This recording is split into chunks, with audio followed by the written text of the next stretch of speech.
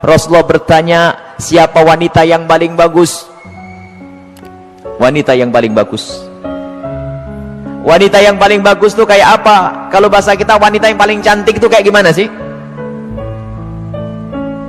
Para sahabat Nabi bingung menjawab.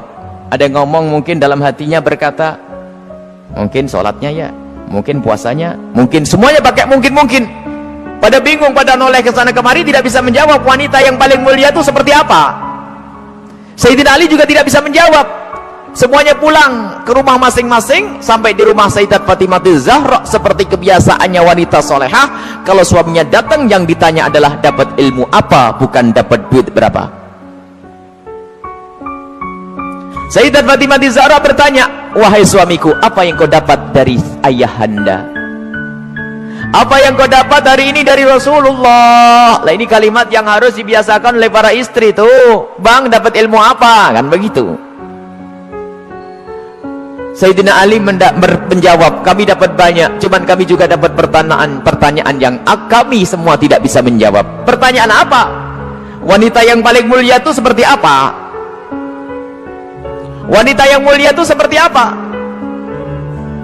Dijawab oleh Siti Fatimah Zahra, aku yang punya jawabannya. Apa?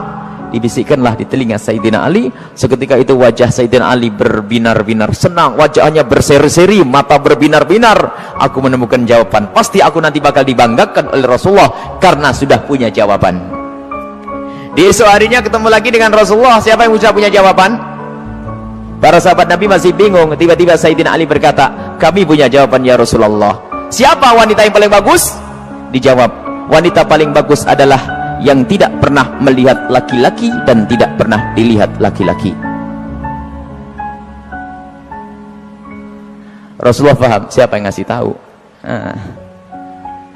Siapa yang ngasih tahu? Sayyidina Ali malu. Yang ngasih tahu tentu orang yang paling dekat denganmu ya Rasulullah, Sayyidat Fatimah Zahra, yang membisikkan bahwasanya wanita mulia adalah yang tidak pernah melihat laki-laki dan yang tidak pernah dilihat laki-laki. Maknanya apa? Bukan tidak melihat seperti ini, maknanya apa? Kalau dilihat laki-laki nggak senang, dan kalau ada laki-laki tidak penasaran siapa itu, oh hidungnya, oh bukan itu rendah. Dan wanita mulia adalah di saat dilihat laki-laki itu merasa tidak nyaman, bukan malah goyang pinggulnya yang dientahkannya. Ini wanita-wanita rendah, malu kalau dilihat.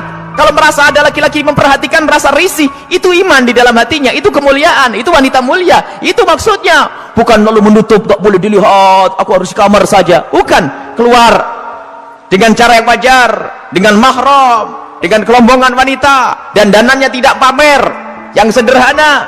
Akan tapi lihat, di saat diperhatikan laki-laki merasa risih hatinya. Kalau semua yang ada di tempat ini merasa seperti itu, itulah pecinta Sayyidat Fatimah yang sesungguhnya.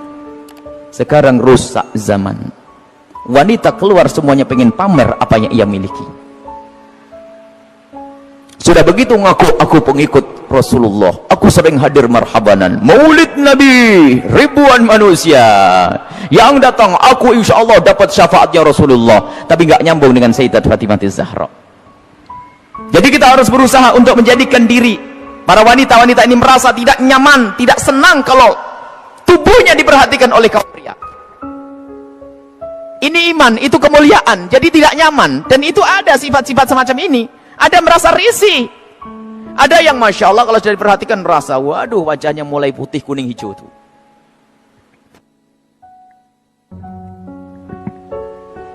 Ada kalau sudah diperhatikan laki-laki berubah semuanya, mulai cara berjalannya, mulai cara ininya masya Allah, sampai cara ngomongnya di model-model. Pasti itu wanita yang tidak pernah kenal Sayyidat Fatimah Zahra. Dan ini maksudnya, tidak melihat dan tidak dilihat itu adalah menjauhkan dari hatinya rasa senang pamer dan dananya.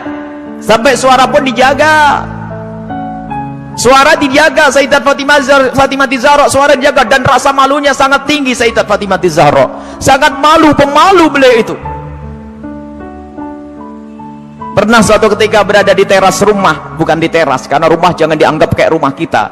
Sebab rumah Rasulullah dengan Sayyidat Fatimah Zahra kalau digambarkan, kalau Masjid Nabawi ini segede ini dulu tuh.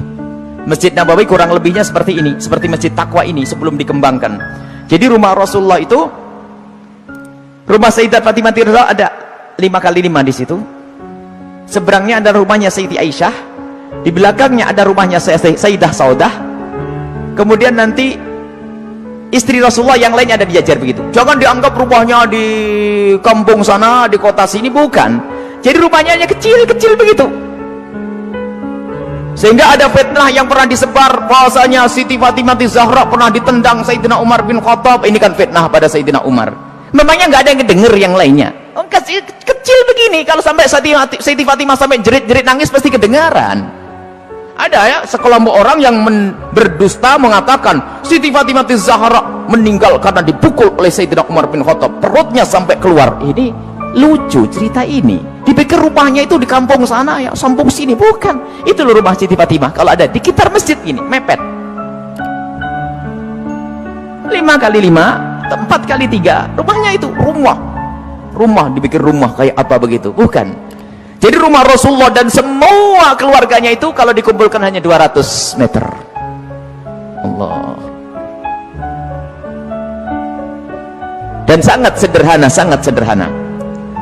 Lah itulah, suatu ketika Sayyidat Fatimah Zahra berada di depan kamar, di depan rumah bersama Asma binti Umais. Asma binti Umais itu adalah bekas istrinya Ja'far At-Tayyar. Di saat itu ada jenazah yang lewat. Dan di saat ada jenazah yang lewat, tiba-tiba Siti Fatimah menangis. Dan menangisnya nggak kira-kira. Sampai Asma ketakutan. Kenapa wahai binti Rasulillah, wahai putri Rasulullah, engkau menangis seperti itu? Ada apa? Kenapa engkau menangis? Baru setelah reda bisa menjawab, aku menangis, aku nanti pasti akan mati. Tentu engkau akan mati. Bukan masalah kematian, tetapi aku tidak ingin nanti seperti itu. Kenapa dia?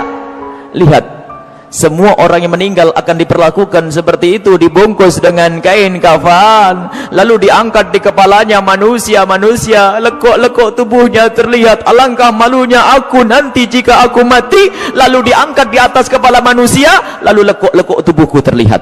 Oh, mikir lekuk tubuhnya. Subhanallah. Setelah mati itu yang digambarkan, bukan waktu hidup. Ini ngaku pecinta Fatimah Zahra, ngaku pecinta Sayyidat Fatimah Zahra, tidak pernah merasa risih lekuk tubuhnya dilihat orang. Jadi Siti Fatimah Zahra itu merasa malu kalau nanti dilihat setelah meninggal. Lalu Asma bercerita, wahai Fatimah, waktu aku di Habasyah, aku melihat ada orang itu, kalau ada orang meninggal itu dibuatkan satu kotak, kemudian mayat dimasukkan ke dalam kotak, kemudian ditutup pelepah korma sehingga tidak kelihatan itu. Kalau bahasa kita keranda. Mendengar jawaban seperti itu, Sayyidat Fatimah Zahra sangat senang dan menyambut dengan kegembiraan. Asma, aku berwasiat, kalau aku mati nanti tolong dibuatkan aku seperti itu. Dan akhirnya setelah Sayyidat Fatimah Zahra meninggal, Asma sendiri yang membuat untuk Sayyidat Fatimah Zahra. Dan inilah di dalam sejarah disebutkan bahwa pertama kali orang pakai keranda di dalam Islam adalah Sayyidat Fatimah Zahra. Bukan masalah pertamanya, tapi kita harus tahu maksudnya apa. Ini loh yang penting. Maksudnya adalah menjaga kehormatan. Padahal juga nggak apa-apa orang mati kelihatan auratnya pun tidak dosa.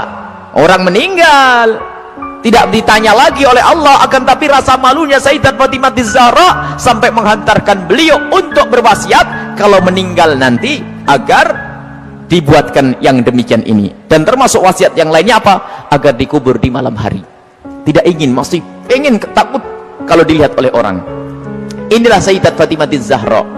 Jadi rasa malunya luar biasa. Dan ini pendidikan dari Rasulullah SAW. Memang kita harus banyak mencontoh beliau. Rasa malu ini mahal. Kalau sudah malu ini dicabut dari seseorang, maka semuanya akan dilakukan dari keharaman. Rasa malu ini kemuliaan, malu yang sesungguhnya, malu kepada Allah, malu kita melakukan kemaksiatan. Dan malunya seorang wanita itu adalah kemuliaan. Siti Fatimah adalah suri toladannya.